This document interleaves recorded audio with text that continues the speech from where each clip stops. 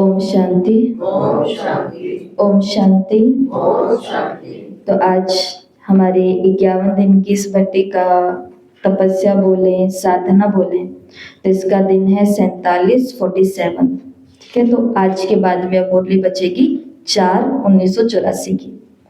और आज की मुरली का टाइटल है व्यर्थ को समाप्त करने का साधन, समर्थ संकल्पों का खजाना, ज्ञान मुरली। और मुरली की डेट है 17 दिसंबर 1984। तो व्यर्थ बहुत चल रहा है, उसको समाप्त करना है, तो उसका साधन भी है ज्ञान मुरली। अगर जो आत्मा चाहती है मैं बहुत पॉजिटिव रहूं, मेरे बुद्धि के अंदर केवल पॉजिटिव ही पॉजिटिव ख्याल रहे, मेरा मन हमेशा अच्छे विचारों से भरा रहे, मतलब अपने आप को समर्थ बनाना है, तो भी बाबा ने कहा वो सारे खजाने कहाँ मिलेंगे? रोज की मुरली में, ज्ञान मुरली में। तो बाबा ने कहा ये रूहानी महफिल है, और इस रूहानी महफिल में क्या होता है? आत्माओं का परम आत्मा के साथ मिलन होता है। आत्माओं का परमात्मा के साथ मिलन होता है। ये रूहानी मिलन जो है ना, ये श्रेष्ठ मिलन सत्यों की सृष्टि में भी नहीं होगा। इसलिए इस युग को, तो यहाँ पर बाबा ने संगम के बहुत सारे नाम बताए हैं। इस युग को महान युग, महामिलन का युग, सर्व प्राप्तियों का युग, असंभव से संभव होने का युग, सहज और श्रेष्ठ अनुभूतियों का युग, विश्व परिवर्तन, विशेष परिवर्तन का युग, विश्व कल्याण का युग, सहज वरदानों का युग कहा जाता है। तो बाबा ने कहा इतना नशा रहता है। तो पहला ये महफिल है, ऐसी महफिल है जो सतयुग में भी नहीं लगेगी, क्योंकि ये महफिल है परमात्मा और आत्माओं की महफिल, तो ये श्रेष्ठ महफिल है। दूसरा ये महफिल कहाँ लगती है? संगम पर लगती है। तो संगम क्या है? संगम विशेष परिवर्तन का युग है, मिलन का युग है, विश्व कल्याण का युग है, वरदानों की, सर्व खजानों की प्राप्ति करने का युग है। ऐसा बाबा ने असंभव को संभव करने का ये युग है। फिर बाबा ने कहा कि ये नशा सदा रहता है, क्योंकि बाबा ने कहा ये समृद्धि अगर रहेगी ना, तो समृद्धि स्वतः ही समर्थ बनाती है। यही बात 1971 की मुरली में भी बाबा ने कही थी कि जो हमारी समृद्धि होती है, हम किसकी याद में हैं। अगर आप किसी अपने जीवन के दुख के इंसिडेंट को याद करोगे, तो अभी अभी व्यर्थ चलना शुरू हो जाएगा कि कल को अब अगर ऐसा हो गया तो हमारा क्या होगा, हमारा क्या होगा। ऐसा अनुभव किया ना हम सभी ने। अगर हम पिछले किसी सुख के अनुभव को याद करें कि तब भी मैं फंसा हुआ था, लेकिन भगवान ने कहां से कैसे रास्ता निकाला, कोई बात नहीं, आगे भी वो बैठा है, सब कुछ बढ़िया हो जाएगा। तो जैसी समृद्धि होती है, समृद्धि अगर अच्छी है तो समृद्धि भी आ जाएगी। और समृद्धि कौन सी रखनी है कि ये महफिल लगी हुई है संगम युग की, आत्मा का परमात्मा से मिलन का समय है। जैसे क्या साकार मुरली में कहा बाबा ने, बाप को याद करो, वर्षे को याद करो, बस, और सब बातों को छोड़ दो। इसका मतलब अगर मैं इन दो की याद में रहूंगी तो फिर मैं क्या बन जाऊंगी? समर्थ आत्मा। सफलता मिलेगी, विजय मिलेगी। ध्यान देना, बाबा ने कहा समर्थ नहीं होता तो उसकी बजाय क्या आ जाता है? व्यर्थ आ जाता है। व्यर्थ है तो समर्थ नहीं है। अगर मनसा में व्यर्थ संकल्प है तो समर्थ संकल्प ठहर नहीं सकते। दोनों बातें एक साथ नहीं चल सकती हैं। हम बोले मैं नेगेटिव भी हूं, मैं पॉजिटिव भी हूं, एक साथ हूं, एक साथ नहीं हो सकते। एक साथ, अब जैसे अभी हम बैठे हैं तो अभी हम नेगेटिव संकल्प चल रहे हैं या पॉजिटिव हमारा बुद्धि बनी हुई है? किसी को भी एक भी नेगेटिव चल रहा है अभी? कोई मृत्यु का, कोई बीमारी का, कोई पैसे का, कोई शरीर का, कुछ भी चल रहा है? अभी कुछ भी नहीं चल रहा है। क्यों? क्योंकि आत्मा समर्थ संकल्पों से भर रही है। तो या तो समर्थ रहेगा, और क्यों कहते हैं कि यहां से बाहर जाते, उस संसार के अंदर जाते,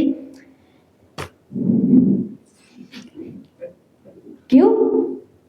कारण है उसका कि फिर से वहां पर जाते ही हमारा देह अभिमान आता है। अभी मैं माँ हूँ, दादी, नानी, बुआ, चाची क्या हूँ, कुछ याद नहीं है। अभी तो आत्मा है, बाबा के आगे बैठी है, मुरली सुन रही है। सिर्फ ये समृद्धि ही हमें क्या बना देती है? समर्थ बना देती है। बाबा ने इस मुरली के अंदर 8 बातें लगभग बताई है, व्यर्थ के क्या क्या नुकसान होते हैं। पहला बाबा ने कहा, व्यर्थ बार बार नीचे लेकर के आता है। व्यर्थ संकल्प होते हैं ना, व्यर्थ विचार, वेस्ट थॉट्स, वो बार बार क्या लेकर के आते हैं? नीचे लेकर के आते हैं। और समर्थ संकल्प क्या होते हैं? जो हमें बहुत ऊंचा लेकर के जाते हैं और सभी प्रकार के व्यर्थ को खत्म कर देते हैं। आप सभी ने आपके जमाने में आई हुई महाभारत तो देखी होगी।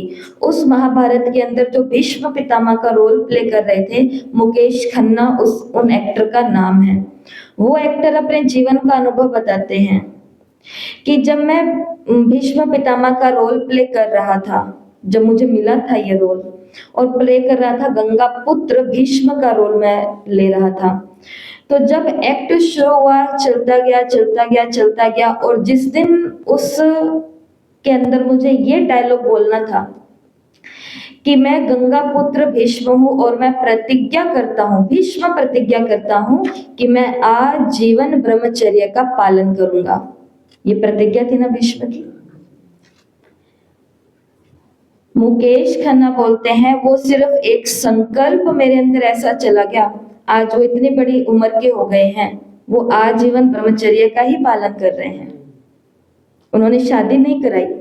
उन्होंने बोला कि वो जो एक डायलॉग था ना, वो मेरे अंदर चला गया, एक संकल्प कि मैं गंगा पुत्र भीष्म हूं, मैं आजीवन ब्रह्मचर्य का पालन करूंगा। वो कहते कि मैं आज इतना जीवन बड़े होते गए, लेकिन वो एक संकल्प ने मेरे को क्या दे दी? समर्थि दे दी, ताकत दे दी, सफलता दे दी। और इसी प्रकार से रामायण आती थी आपके समय में, जो भी कोविड में फिर से हम लोगों ने भी देखी।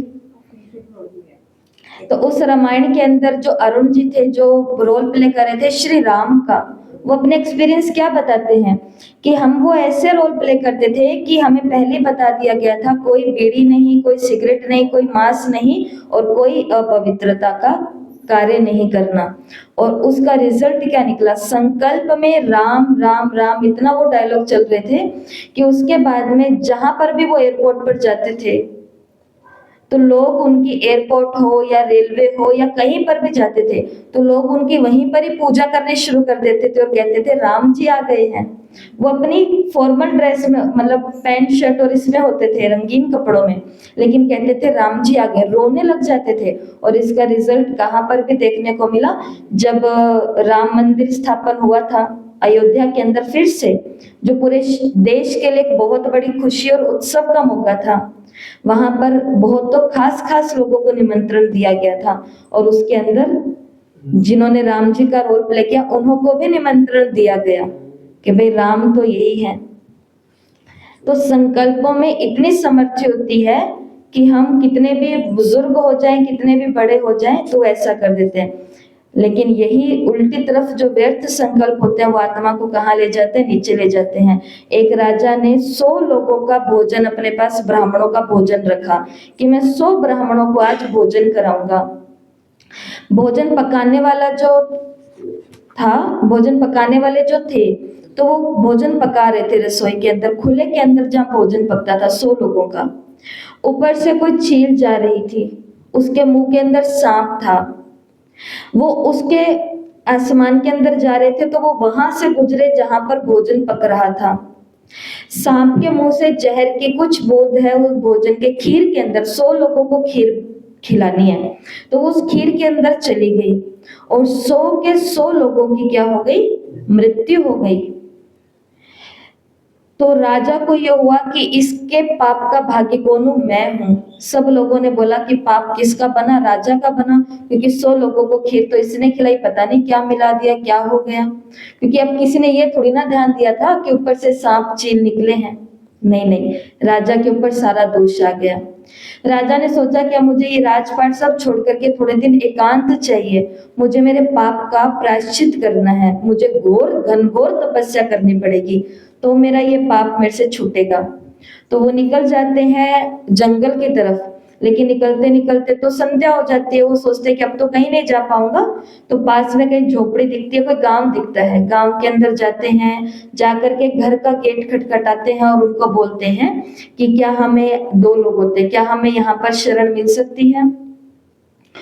और उस घर में रह रही होती है एक बहन और एक भाई, सगे भाई बहन रह रहे होते हैं। तो वो बोलते कि हाँ कोई बात नहीं, अतिथि देवो भव, भगवान देव ही आए हैं हमारे घर पे, तो उनको रखाते हैं, खिलाते हैं, पिलाते हैं, सब करते हैं।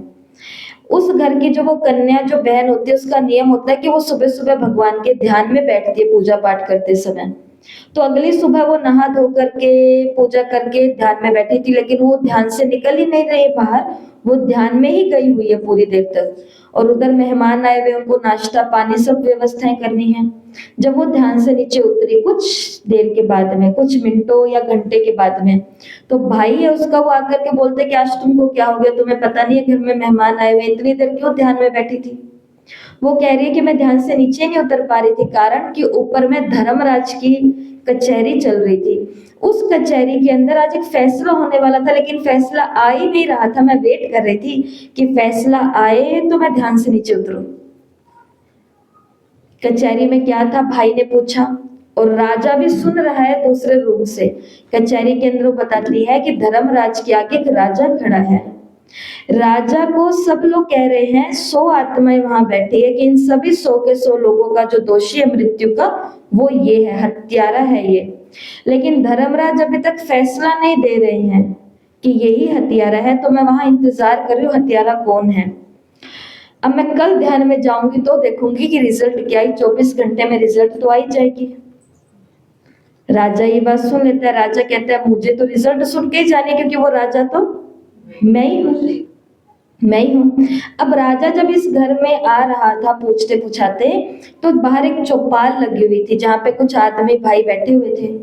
उन्होंने कहा था हाँ हाँ, उस घर में आपको जाकर के आश्रय मिल जाएगा। अब उस राजा ने कह दिया मैं तो एक दिन और एक रात और रुकूंगा। बाहर चौपाल पर जो लोग बैठे थे, वो उस राजा जो कि कुमार ही था, ज्यादा बड़ी उम्र का नहीं था, उसके लिए व्यर्थ बातें करने लगे कि ये तो आदमी है, ये तो जाने वाला था, एक ही रात रुकने के लिए आया था, अभी एक दिन और क्यों रुका है, एक रात और क्यों रुक रहा है, क्योंकि उनके घर के अंदर एक बहुत सुंदर कन्या बैठी है, जरूर इन दोनों का कुछ चल रहा होगा। ऐसी ऐसी करके ये सारे चौपाल के अंदर लोग बैठे हुए क्या कर रहे थे, व्यर्थ बातें कर रहे थे। अगले दिन कन्या ध्यान में जाती है, धर्मराज फैसला दे देता है, ध्यान से नीचे उतर के आती है। वो पूछता है राजा कि आज आप ध्यान में गए, फैसला क्या मिला? तो वो आगे से कहते हैं समझ नहीं आया, राजा वही था, लोग वही थे, लेकिन पता नहीं धर्मराज ने क्यों चौपाल पर बैठे हुए लोगों को पाप का, हत्यारे का सारा दोष दे दिया। कहानी खत्म होती है।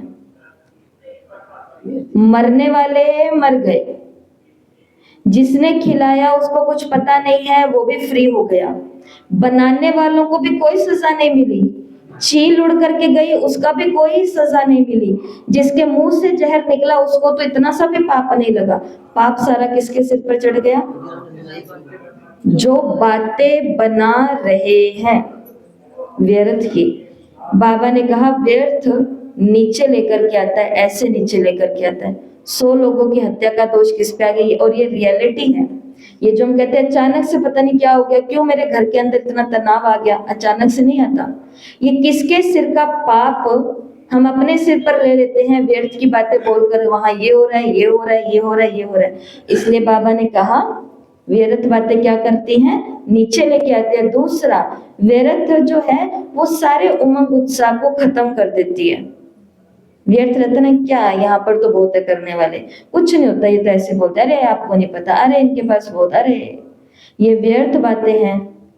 ना हमें सेवा करने में उमंग लाती है, ना दान में उमंग लाती है, ना मधुबन जाने में उमंग लाती है, ना सेंटर पर आने में उमंग लाती है, ना कुछ काम पढ़ाई पढ़ने में उमंग लाती है, क्योंकि दिमाग में क्या चल रहा है, व्यर्थ चल रहा है। तो क्यों हमको पहले अमृत वेला करने में उमंग आता था और अब नहीं आता? क्योंकि व्यर्थ है रात को। क्यों पहले मुरली में आकर के सेवा करने में और कहीं जाने में और कुछ देने में, कुछ देते थे तो उमंग आता था, अरे वाह, लेकिन अभी ऐसा नहीं होता है। क्यों? क्योंकि बीच में क्या आ गया है? तो दूसरा व्यर्थ उमंग उत्साह को खत्म कर देता है। आगे बाबा ने कहा ये क्या कर देता है, सदा क्यों और क्या के उलझन में रहता है। जो व्यर्थ में जाता है ना, वो हमेशा क्यों, क्या, क्यों, क्या ये करता रहता है। उनका जीवन ऐसे निकल जाता है। वो छोटी छोटी बातों में क्या हो जाते हैं, दिल शिकस्त हो जाते हैं। जो बहुत ज्यादा व्यर्थ में रहते हैं ना, उनको हर छोटी सी बात भी क्या लगती है, मेरे ऊपर पता नहीं कितनी बड़ी बेइज्जती डालती। दिल शिकस्त हो जाते, ना अब मेरे से नहीं होगा। सदा की प्राप्तियों के खजानों से वंचित कर देता है। मन की चाहना और मन की इच्छाएं बहुत ऊंची हो जाती है। व्यर्थ वाले की इच्छाएं होनी तो कम चाहिए थी भगवान का बन के, लेकिन ये क्या हो रही है, उलझने भी बढ़ रही हैं, इच्छाएं भी बढ़ रही हैं, चाहना भी बढ़ रही है। ये करूंगा, ये करूं, ये प्लान बहुत तेजी से बनाते हैं, क्योंकि व्यर्थ संकल्पों की गति फास्ट होती है। अंडरलाइन करना। आज हर 10वें व्यक्ति को तनाव है।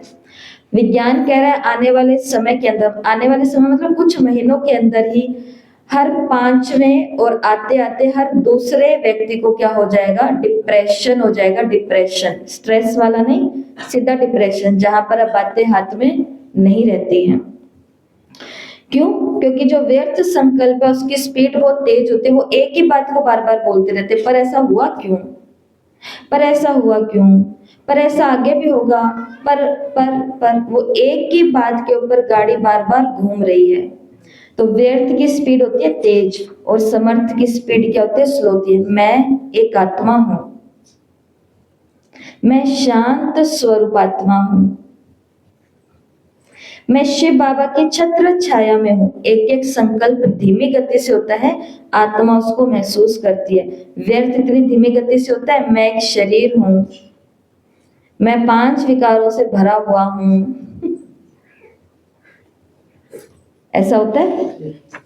फास्ट ऊपर थली जैसे बोलते हैं ना, ऊपर से ऊपर आते हैं। ये एक अंतर है समर्थ और व्यर्थ में। समर्थ संकल्प वाले सदा सोचेंगे, जो सोचेंगे वो करेंगे। समर्थ वाला क्या करता है, जो सोचता है वही करता है। आज सोचा मुझे ये टास्क कंप्लीट करने हैं, वो कर लेगा। और व्यर्थ वाला केवल क्या करता है, करूंगा करूंगा, ये करूंगा ये करूंगा, परंतु करता कुछ भी नहीं है। व्यर्थ संकल्प एनर्जी अर्थात आत्मिक शक्ति और समय गंवाने के निमित्त बनता है। समर्थ संकल्प एनर्जी को जमा करता है। ब्रह्मा बाबा को केवल एक संकल्प दिया था शिव बाबा ने। कौन सा संकल्प था? पहला संकल्प कलकत्ता बनारस के अंदर उस पेड़ के नीचे वो संकल्प था, मुझे तुम्हें निमित्त बनाकर मुझे नई दुनिया लेकर के आनी है। ये एक संकल्प था। बाबा के अंदर समर्थी आ गई।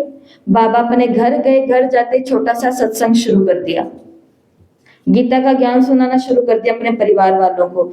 आगे से आगे बात बोली, परिवार के और लोग आने लगे। ओम की ध्वनि हुई और लोग आने लगे, साक्षात्कार हुए और लोग आने लगे। आज ये ब्रह्मा कुमारी ईश्वरीय विश्वविद्यालय बन गया। एक संकल्प उन्होंने पकड़ लिया कि भगवान ने बोला है तुझे स्वर्ग बनाना है। शुरुआत कहां से करते? अपने घर के सत्संग से ही करते। घर के लोगों को बिठा लिया, ये लो मैं तुम्हें गीता का ज्ञान सुनाता हूं।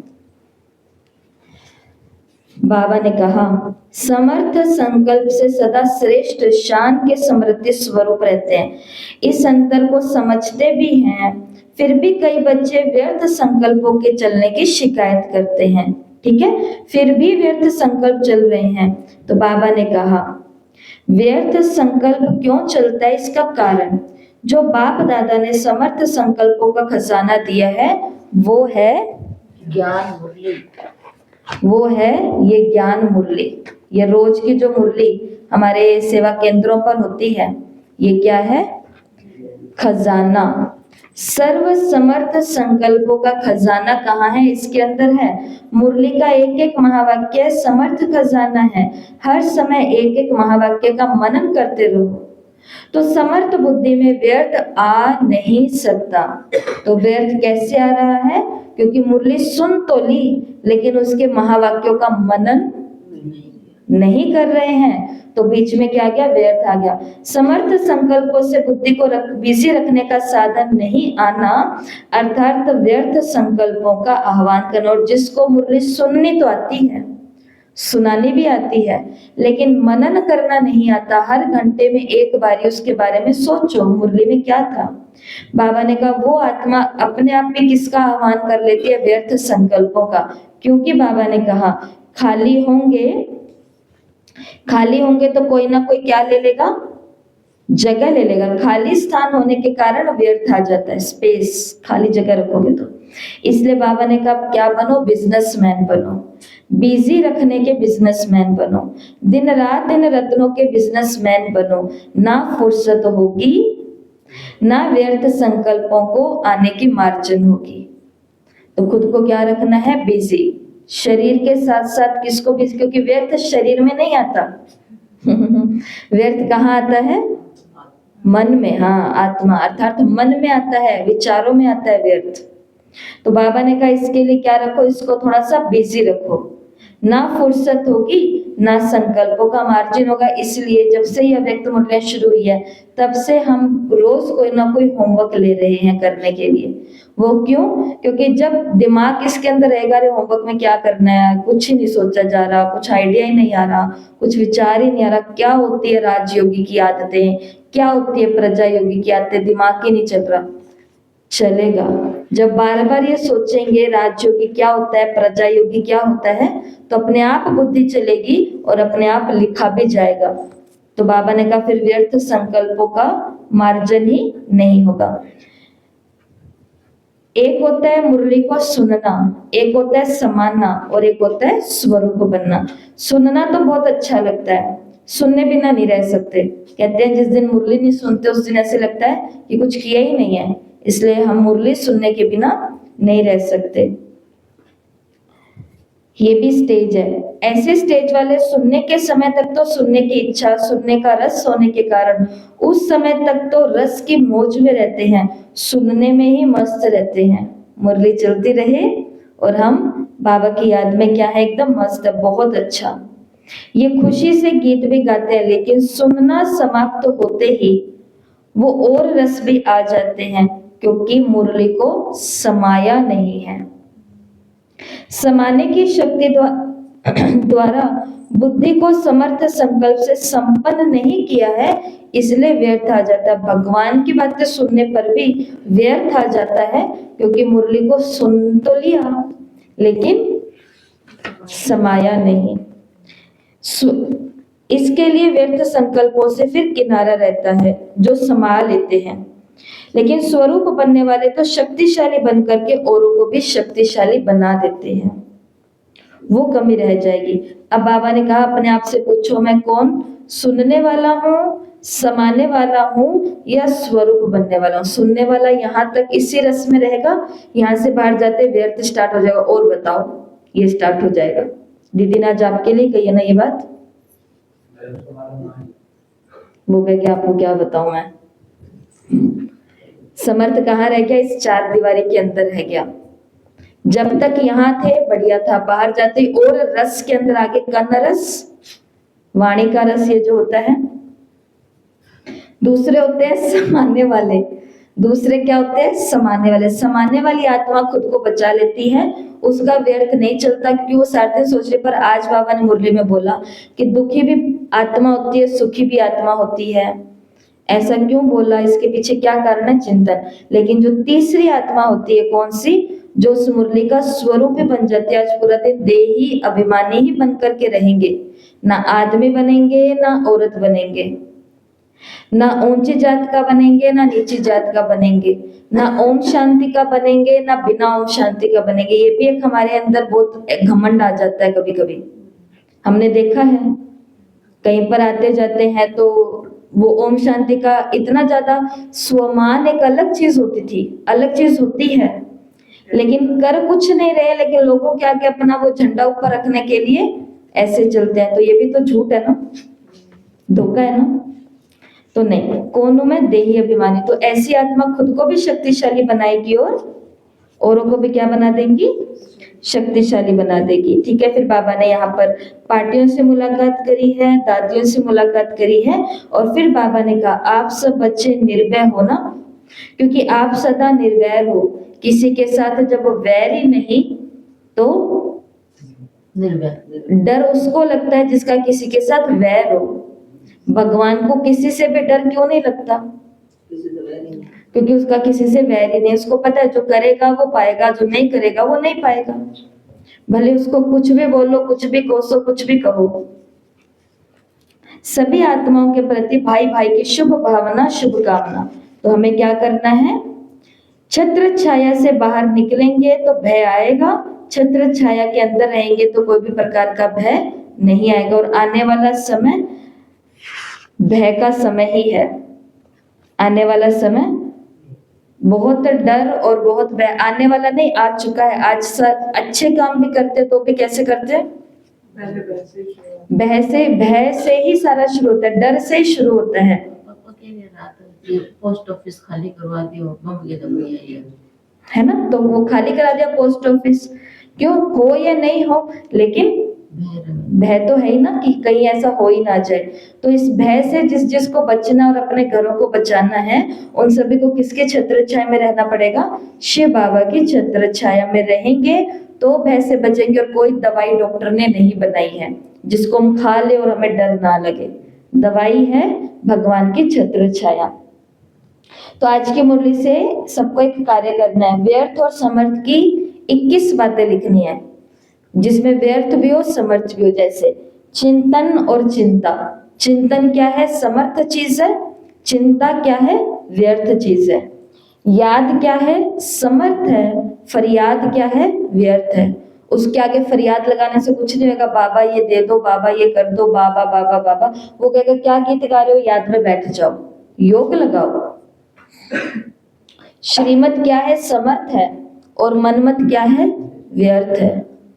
ऐसे आपको 21 बातें लिखनी है जो समर्थ है और साथ में लिखनी है जो व्यर्थ है। जैसे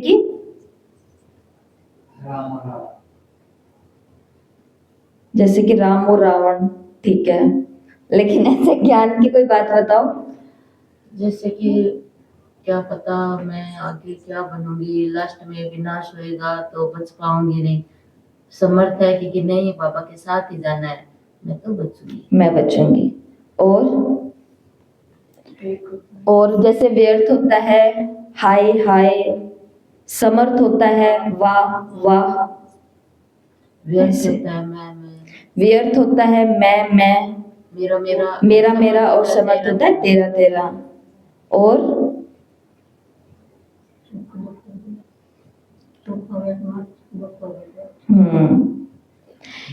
बाबा की याद हो गया, याद में नहीं, ये हो गया याद और फरियाद। ये समर्थ है, ये व्यर्थ है। और बताओ, और क्या है? ये व्यर्थ है और ये समर्थ है। ये समय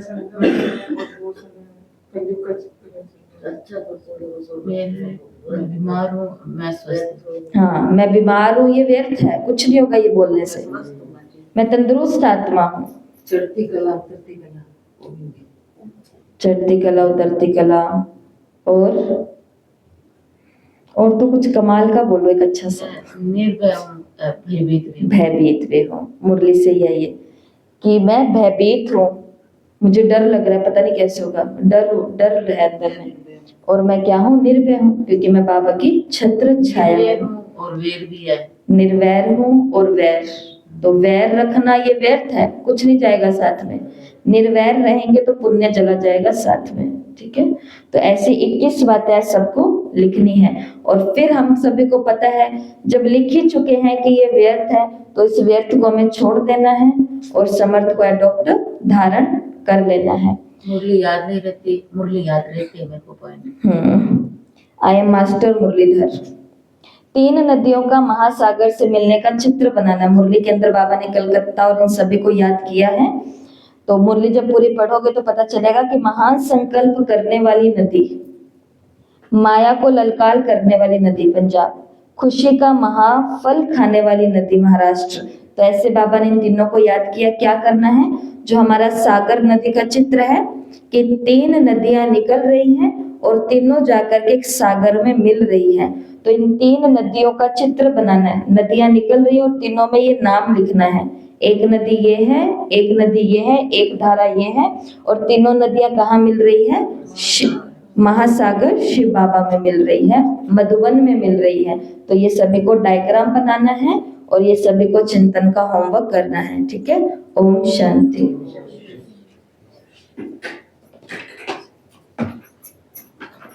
एक